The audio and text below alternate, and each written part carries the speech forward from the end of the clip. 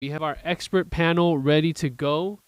Rich Robertson with R3 Investigations, Judge Mel McDonald, former U.S. Attorney, prosecutor, and we have Benjamin Taylor, criminal defense attorney, and finally Rachel Smith, special prosecutor in the Idaho case against Lori Daybell.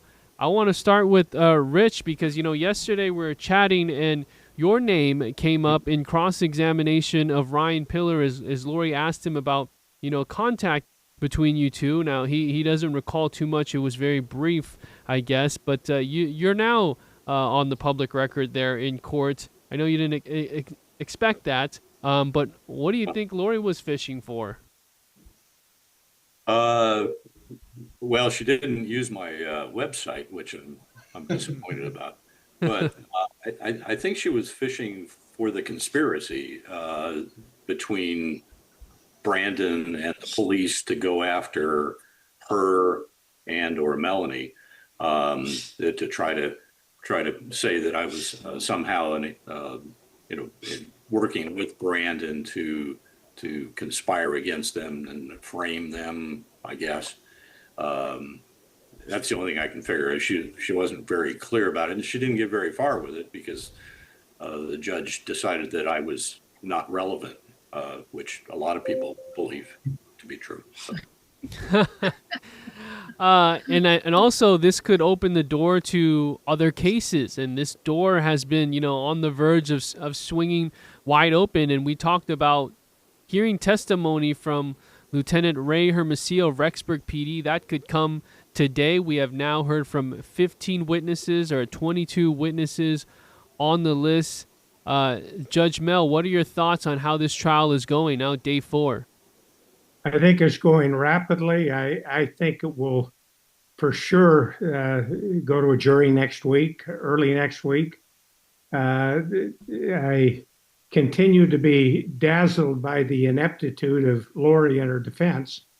I think the judge and the prosecutor, Trina, have done backflips so that Lori doesn't open her own door and let in all of this other evidence of the other homicides and the murder of her husband and everything else. They every time she gets close, they stop, they warn her. I think it's been remarkable that I think that's their effort to make sure that that door isn't open. And I think through her ineptitude, she's come close to opening it multiple times. Truly, Ryan Pillar's testimony has lasted in segments throughout 3 days. You have Friday, yesterday, and today, but really we've seen a lot of cross-exam from Lori Daybell today. She is questioning the testing that was done. She's even bringing in, FBI reports, documents, trying to bring in financial documents provided to Pillar by Brandon Boudreaux back in early 2020 regarding any alleged financial gain for Melanie Pulowski. Now, she said she didn't want to throw Melanie under the bus or blame her, but it seems like there's a shift in focus, and that's where we see the the backflips that you're calling out, where we hear objections and sidebars. Benjamin Taylor, you always talk about asking questions you don't know the answer to. I don't know if she seems to think she knows the answer she's going to get, but it does seem that she is sort of shifting blame and an alleged benefit to her niece. Yes, right now, she's kind of backdooring blame in through Melanie. Her previous trial, she didn't really, blame her other family members. She didn't blame her, her husband. But in this case, I think she wants to try to, throw her niece under the bus in a kind of a polite way. But she needs to have some defense. And right now, her defense and her cross is not really great. So by at least saying that Melanie had financial gain here, Melanie wanted, insurance money. She's trying to plant the seed in the jurors' heads that Melanie is the key here, and then she didn't have anything to do with this conspiracy. Because like we always say, if you get 1 or 2 jurors on Lori's side who are confused or who might think that Melanie might have planted this and shot Brandon, you never know what might happen at the end of the case. Rachel, you had Ryan Pillar in your case, in your trial in Idaho, obviously, he's the equivalent to like a Nate Duncan, lead agent on the case, on the respective case. And Lori sort of patronizes him and calls him out, saying, you're the case agent. You didn't test for this. You didn't test the glass. You don't know the trajectory of the bullet.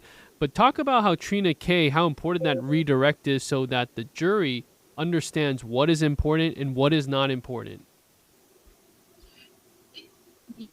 When you're dealing with the case agent, they are the way you tell the story about what happened to the jury. And so redirect is, and Trina did it beautifully, is really about focusing the jury on the outline and the story about what happened and focusing the jury on what is important in the case and the takeaway they want. Focus away from the red herrings that have been put forward by the defense, the red herrings about what tests weren't done. You refocus on the work that was done and the evidence that focuses on Lori Vallow.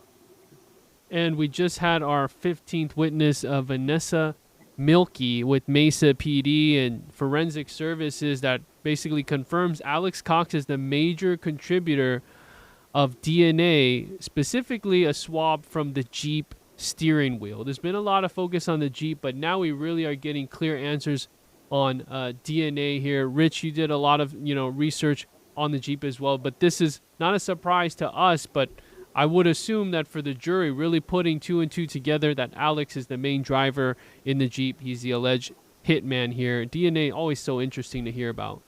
Yeah, jurors love forensic stuff. They watch the CSI shows and they just eat that stuff up, even though they probably could not repeat anything that forensic expert testified to. The bottom line that they got from it was that Alex Cox was in that Jeep. And that kind of picks up where Benjamin is talking about, is Lori's trying to plant this seed of doubt that maybe it was Melanie. But unfortunately for her, both things can be true. The jurors could conclude that Lori was absolutely involved in what she's alleged to, and Melanie could have been involved. But all they know, they may be convinced by Lori or enough doubt that Melanie's involvement. But that doesn't mean that Lori wasn't involved. And I think that's where all this evidence is gonna eventually wind up, is that with the DNA and the gunshot residue and all the communications between Lori and Alex and all that goes is going to be presented, that's going to tie Lori to it, regardless of what Melanie's involvement might have been. Obi? So we learned, obviously, earlier in this trial that Melanie, there was an active investigation going on regarding Melanie's involvement in this case. So Ben and maybe Judge Mel, I'll ask you guys, again, my lack of knowledge and how a trial like this works when it comes to witnesses. If either side, I don't imagine this will happen, obviously, but if either side decided they wanted to call Melanie to the stand, obviously they would have to file this. Is there a possibility then that the judge would allow that? Because to me, that is that if there's ever a giant door, she would be the one to kind of open that up if she were to take the stand. How would that work, and is that even plausible at this point?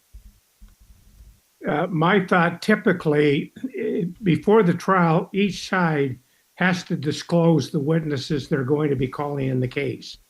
I do not know whether either side disclosed Melanie.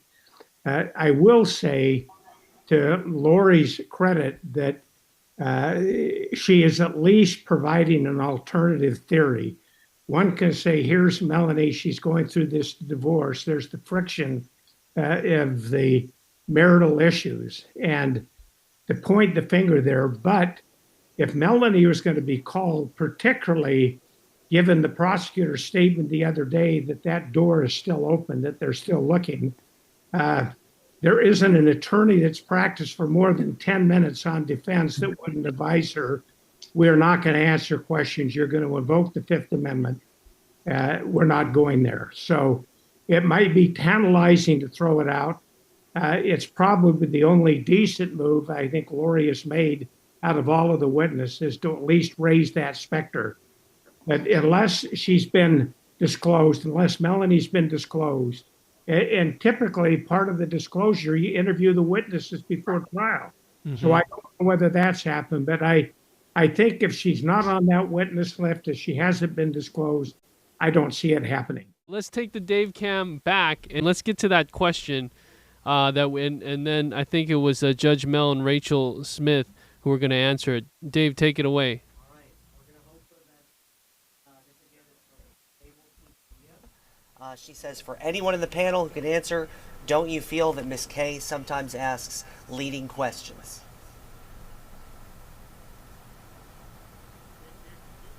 Answer I made before you had the technical difficulties. Yeah. Go for it.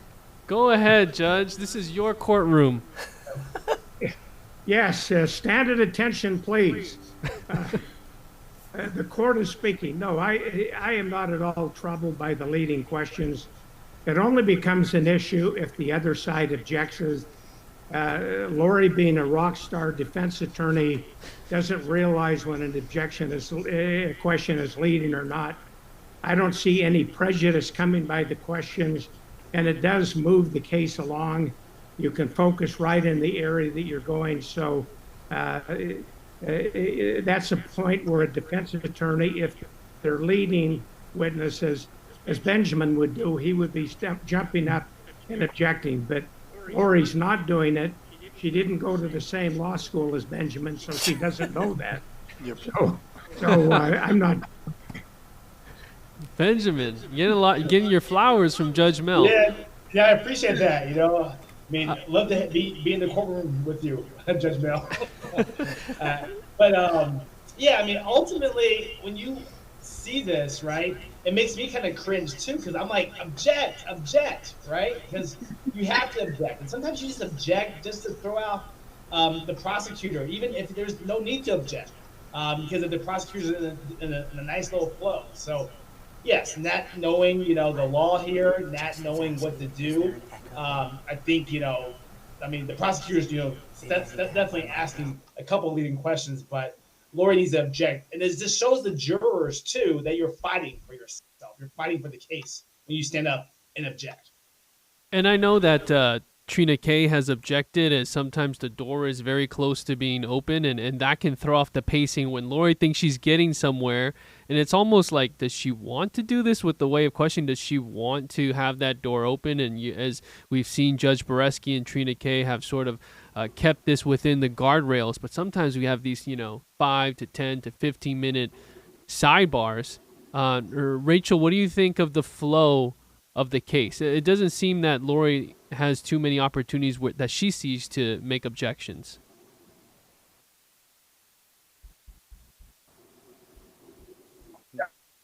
Rachel, can you hear me? Oh, it's the connection. Okay, I think it's a little bit slow.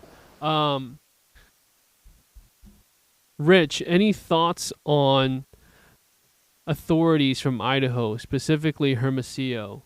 Because we asked this in our poll question, if this will, be swung right open. He had a lot of interaction and collaboration, Hermosillo did, with authorities in Arizona here. Obviously, we know about the Jeep, but this is a guy who, investigated the scene where 2 kids were found dead on Chad Daybell's property as well.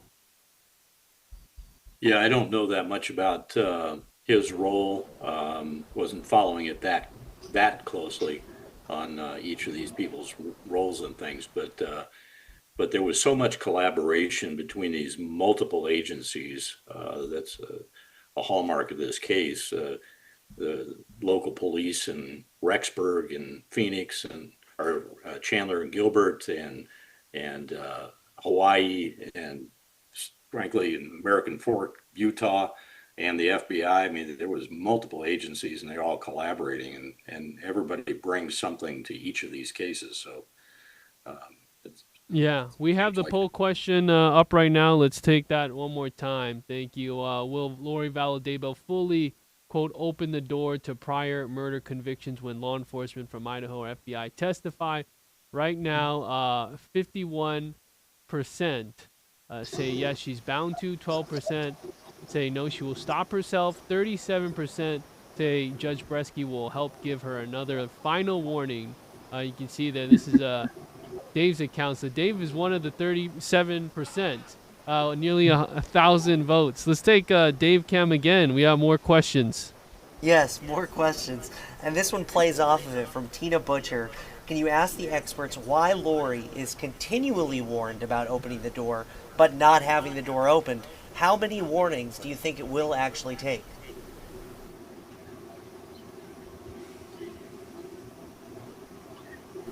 Yeah, I'm sorry. My thought is both Trina and the judge have been doing backflips to keep this out. I think their belief is we don't need this evidence. We don't need the door open. If that door was open, for certainty should be convicted. And quite frankly, I don't think unless she absolutely kicks the door open, I think they're going to continue to warn her. I think they've both shown patience, but I think the collective judgment is they don't want to see that door open, because once that's open and the killing of Charles Vallow and the murder of the two kids and Chad's wife, it's over. Go ahead, Rachel. No, I agree with Judge Mel. It is very clear when Trina, the prosecutor, withdrew the 404B motion, that tells us she really thinks she's got a good enough case that she doesn't need it. She wants to keep it real narrow, real focused, and the judge has honored that decision and is going to really do everything he can.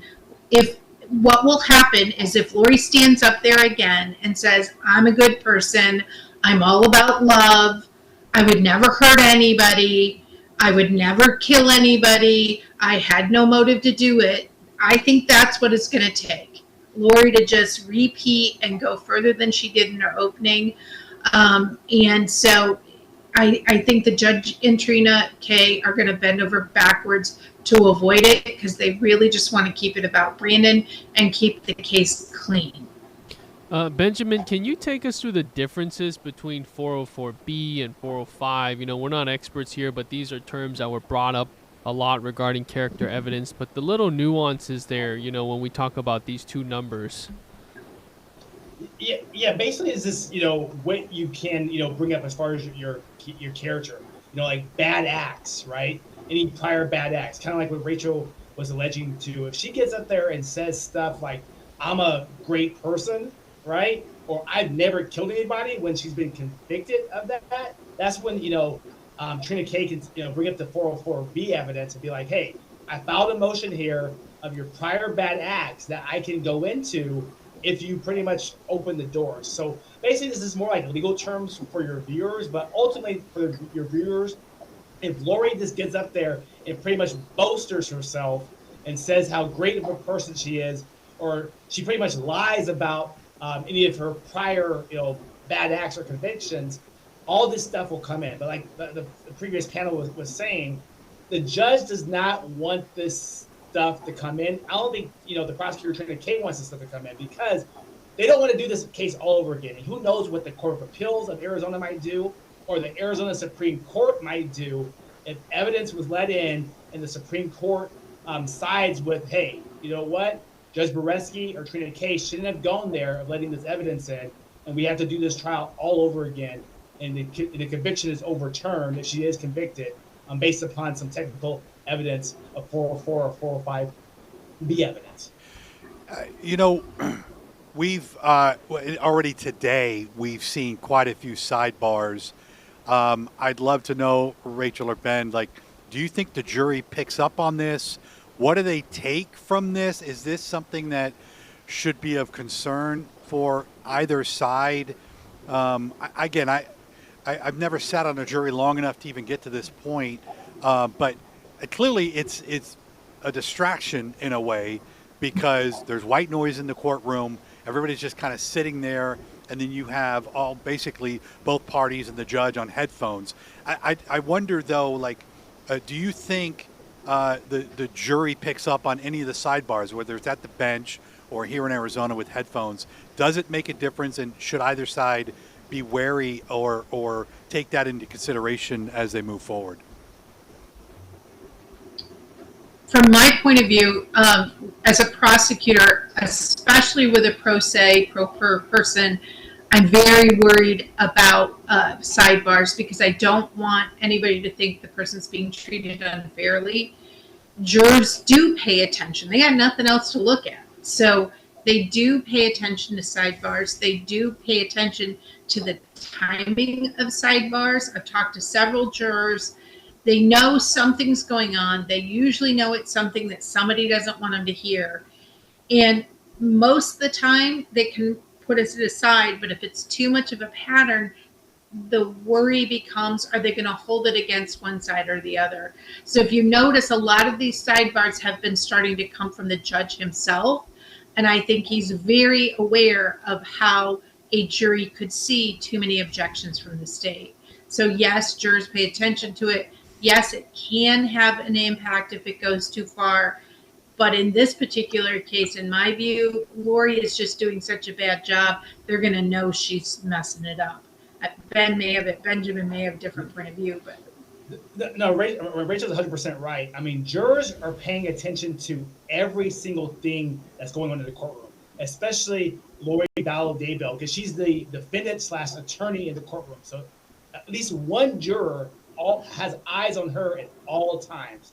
So even though there's white noise there, I mean, you can read lips, and the jurors are focused on Lori's lips or the prosecutor's lips, even when they approach the bench, and the judge's lips. So even though the white noise is there, if Lori's talking loud and they can overhear her, I mean, and they see her facial expressions that she looks, frustrated, the white noise doesn't block out her facial expression. So the jurors are definitely watching her and how she's acting when she's at the bench. I think they're watching all of it because the body language is what the jurors see. And I think they're looking at the judge to see how angry he is at Lori, for example. And I think the judge is being very, very careful to not portray some bias in his facial expressions and his body language, even though he's trying to control Lori at the same time. That can influence the jury if they believe that the judge has made some conclusions about this, and they're picking that up on the body language part of it. I suspect that's why he had several of these outside of the presence of the jury to avoid that kind of problem. It's sort of like when have a you coach. Noticed sometimes he covers his mouth? No. Go ahead. He covers sometimes the judge has been covering his mouth. Yeah.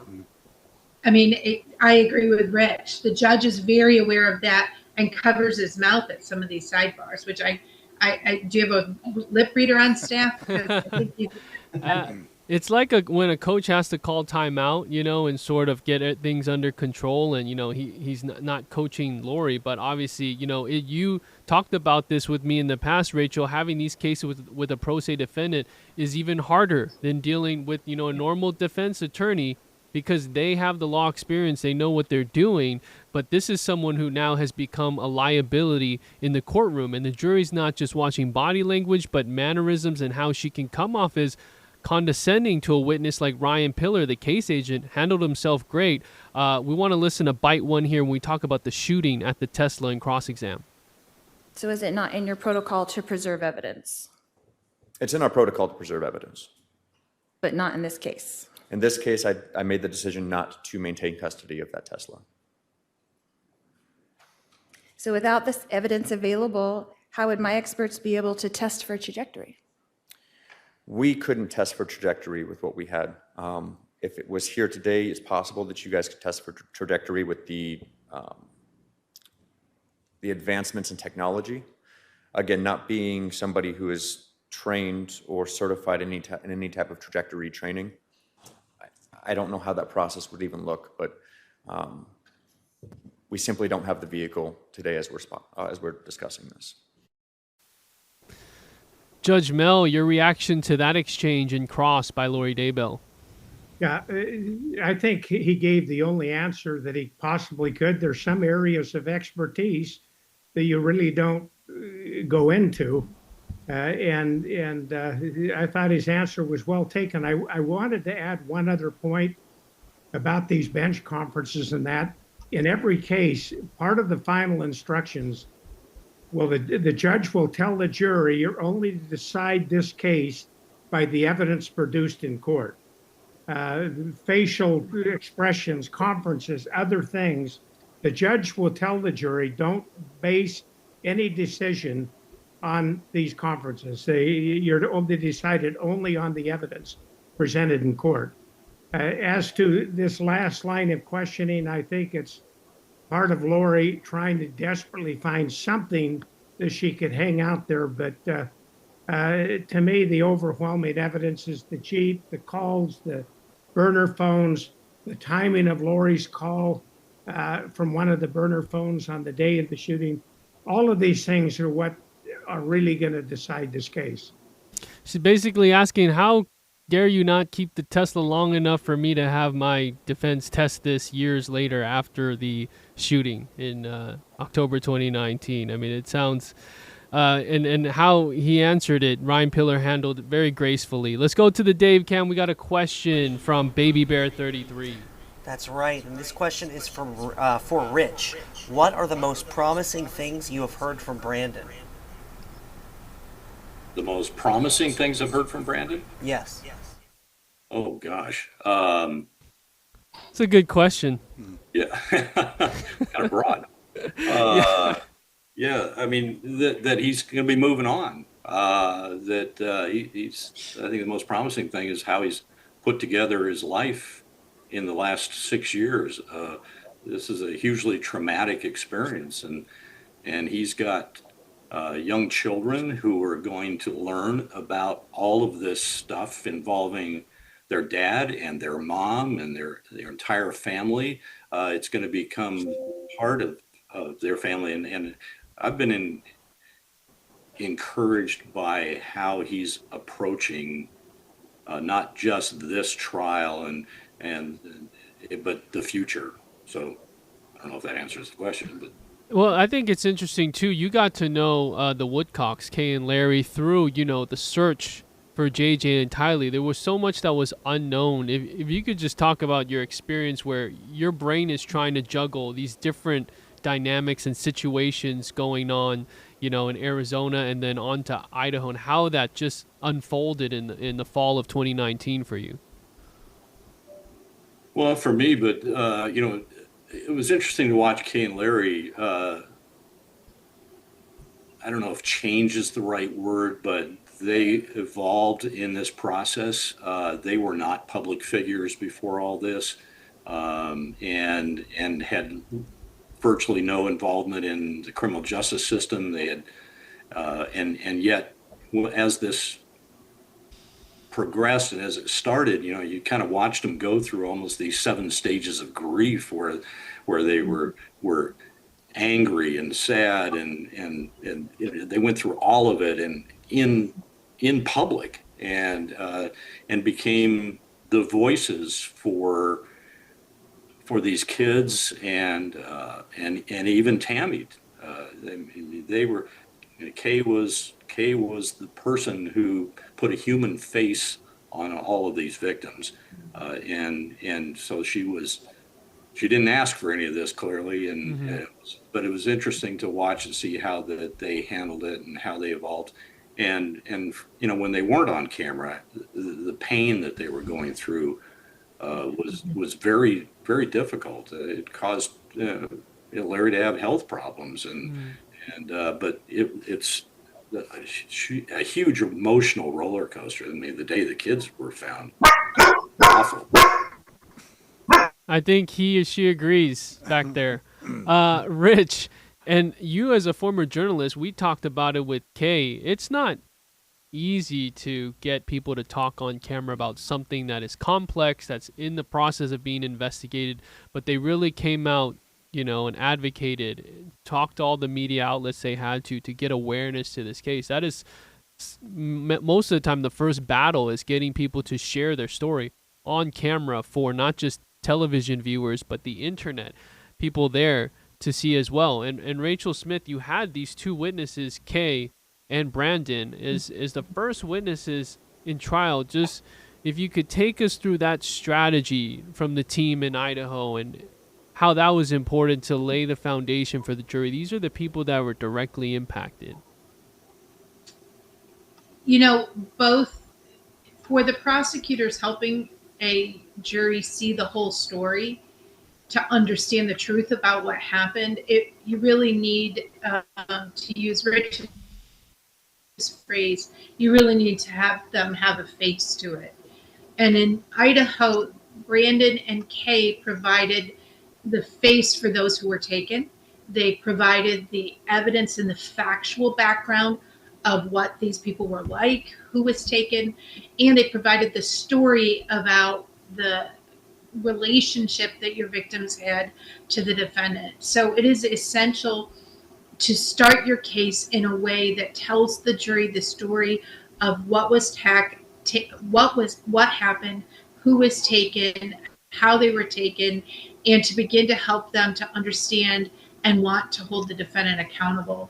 No one could listen to Brandon testify because we're focused on what physically happened to him, but you got to remember his kids played with JJ. Mm-hmm. His kids knew Tylee. Tylee at times babysat them. He knew these children. They were part of his family. And so it is a vivid moment watching him have to testify. And he provided the identity of the technical term and the technical identification of both JJ and Tylee to the jury in Idaho. Kay is the face of the investigation. She provided the background and the context. So to use Rich's phrase, it is essential that the jury have a face on who was taken, and Brandon and Kay were brave enough to do that. Last question from the chat. Dave Cam, we have one for Benjamin. Missy Zarevna, she wants to know what you think about the relationship between Lori and her advisory council. Do you think they're advising her to open the door? Well, that's a great question from the audience. And the advisory council there, that's what their job is, to advise. They have no other power in the courtroom. They can't get up and start arguing or testifying or doing cross-examination. So yes, they're advising her right now during the lunch break. Hey, Lori, do not ask this question, because if you ask this question or these couple of questions, you're opening the door. So as an advisory council, and I've been one before in the past, you are definitely telling the pro per client who's representing themselves, do not go here. Whether or not Lori takes that advice, we'll see. It'll be up to her. But the advisory councils are full-fledged licensed Arizona attorneys, and they know what to do, come be it. And one little side bit right here, too, is if Lori decides to say, hey, you know what? I want to call a timeout. I want to sit down. Her advisory council's job is to stand up and start doing the case. So they always have to be ready no matter what happens. So Lori can say, I don't want to do this anymore. Advisory council, take over for me. And that can happen in the middle of the trial if Lori decides to do that. Following up with that, Benjamin, what was the biggest challenge for you as advisory counsel for a pro per defendant, especially when you had other cases you were juggling? I think we're seeing sort of that maybe mental wear and tear on the advisory counsel here. They're here all day. They're with her, going through the challenges that she's going through with her. But you've also got a job to do outside of the courtroom with other cases. Yes, Justin, the most frustrating part is having them listen to you. And that's why they're representing themselves, because they haven't listened to any attorneys in the past. And pretty much any type of case, when a person is representing themselves, the judge is going to appoint somebody to be the advisory counsel. So a lot of times you're there not by choice, but because the judge said, we need you there to assist, because the judge doesn't want this case to be overturned because Lori said, hey, I didn't know the law, or I had nobody there to help. But the hardest part, Justin, is always getting the client to listen to you, because they always think sometimes they know more than you, the attorney.